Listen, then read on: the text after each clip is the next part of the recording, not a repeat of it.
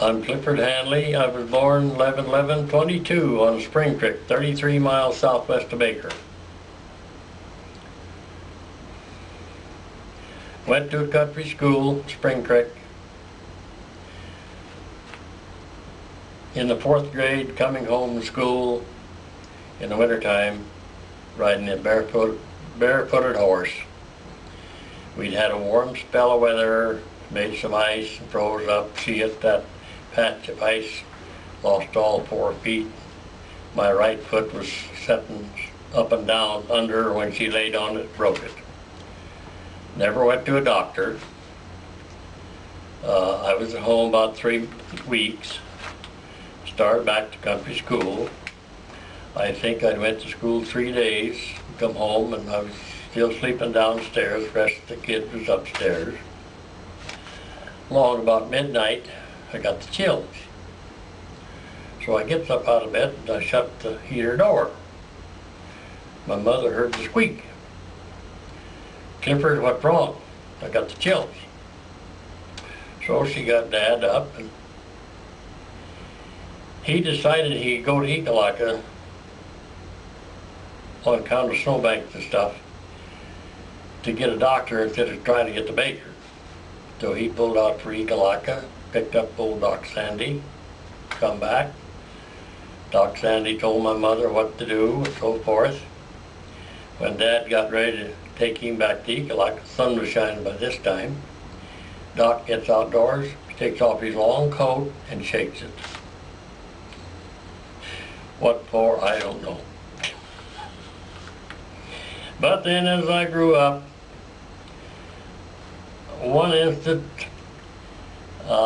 one morning it was raining in the summertime. I don't remember for sure, but anyway, we was milking 9 cows. Dad said, "Swede, go milk the cows." 3 older brothers sitting on their butt in the house.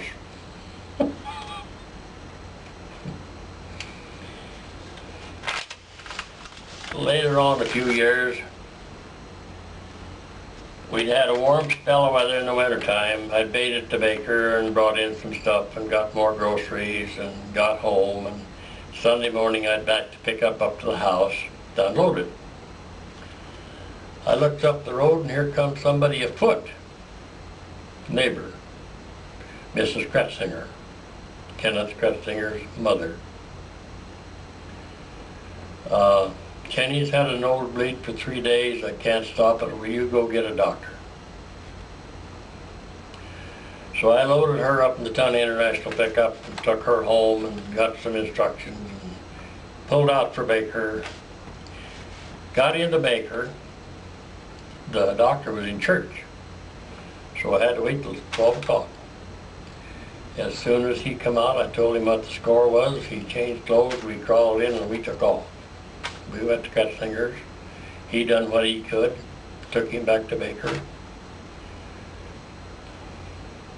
As the drugstore was fixing prescriptions, I got me something to eat. In the forenoon that day, it wasn't too bad a day, but by noon or so, the winds were blowing out of the northwest. The snow had started to drift. I knew my tracks, the way I came in went out, would be blowed full. So I went to Plevna and went out that way, and it was dark time I got home. I was a tickled kid to get home. Next morning, saddled up the old gray, took the stuff over to Kretzinger's, and she asked me what she owed me, and I said $20. It made her mad, but they had a good Model A in the shop. They didn't offer for me to use that instead of my Ton International because the Model A would have went through easier than that International would have. Before this happened, George Kretzinger, Kenneth's mother's husband, he wound up in Warm Springs.